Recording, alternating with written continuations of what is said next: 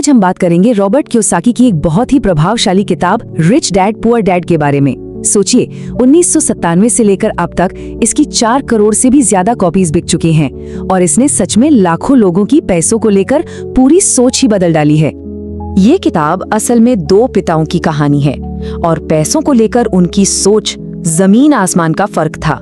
एक का मानना था कि पैसे का लालच ही सारी मुसीबतों की जड़ है, वहीं दूसरे पिता कहते थे कि नहीं, पैसे की कमी ही असली समस्या है। तो सबसे बड़ा सवाल यही उठता है कि इन दोनों में से कौन सी सोच, कौन सी मानसिकता असल में आर्थिक सफलता की ओर ले जाती है, क्योंकि सब कुछ हमारी सोच से ही तो शुरू होता है। तो चलिए पहले सेक्शन में थोड़ा और गहराई से समझते हैं। यहाँ हम इन दोनों पिताओं की सोच और उनकी सलाह के बीच के जो बुनियादी फर्क हैं, उन्हें देखेंगे। ये देखने में एक बहुत छोटा सा बदलाव लगता है ना?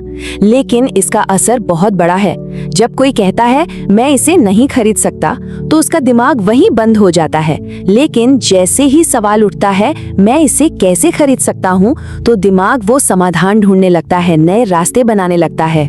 यहाँ पर शिक्षा और करियर को लेकर 2 बिल्कुल अलग रास्ते दिखते हैं।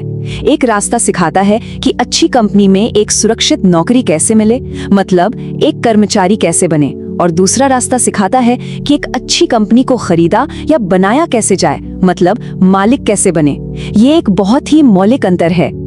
अब आते हैं किताब के पहले और बहुत जरूरी सबक पर। ये एक ऐसे आम वित्तीय जाल के बारे में है जिसमें ज्यादातर लोग अनजाने में फंस जाते हैं। तो ये रैट रेस आखिर है क्या चीज? देखिए, ये एक ऐसा चक्कर है जो कभी खत्म ही नहीं होता। नौकरी मिलती है, सैलरी आती है, जिससे बिल और खर्चे चुकाए जाते हैं, और फिर उन्हीं खर्चों को पूरा करने के लिए और ज्यादा मेहनत से काम करना पड़ता है। इस पूरे चक्र में असली दौलत तो कभी बन ही नहीं पाती।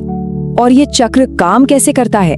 जैसे ही नौकरी मिलती है, खर्चे भी बढ़ने लगते हैं, और फिर इन्हीं बढ़ते खर्चों को पूरा करने का और नौकरी खोने का डर इंसान को उसी नौकरी में फंसाए रखता है।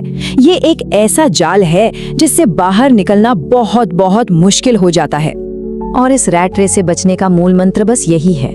अमीर लोग पैसे के पीछे नहीं भागते, बल्कि वो एक ऐसा सिस्टम बनाते हैं जहां पैसा उनके लिए 24 घंटे काम करता है। चलिए अब अगले खंड पर चलते हैं, जो शायद इस किताब का सबसे जरूरी सबक है। ये है वित्तीय साक्षरता, मतलब ये समझना कि दौलत बनाने की असली नींव क्या है। किताब के हिसाब से संपत्ति या एसेट की परिभाषा बहुत ही सीधी और सरल है। कोई भी ऐसी चीज जो पैसा कमाकर जेब में डाले, वो एक एसेट है। और ठीक इसके उलट देनदारी या लायबिलिटी वो चीज है जो जेब से पैसा बाहर निकालती है। बस इस एक छोटे से अंतर को समझना ही आर्थिक आजादी की तरफ पहला कदम है।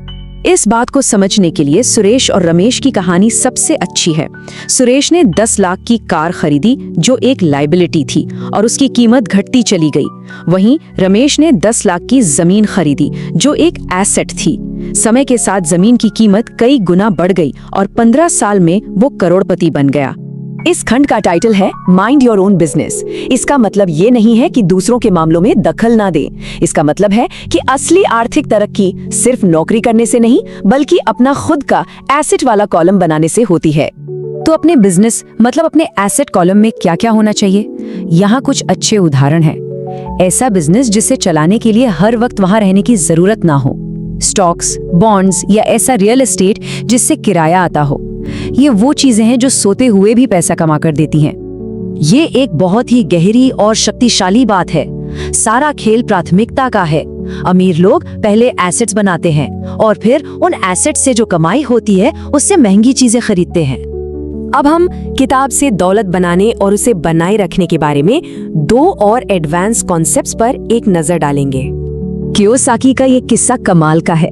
ये बताता है कि कैसे सही मौके की पहचान करके एक छोटी सी रकम को एक बड़ी कैश फ्लो वाली संपत्ति में बदला जा सकता है। उन्होंने बाजार के उतार चढ़ाव का फायदा उठाया और पैसे से ही पैसा बना लिया। सीखने के लिए काम करो, कमाने के लिए नहीं।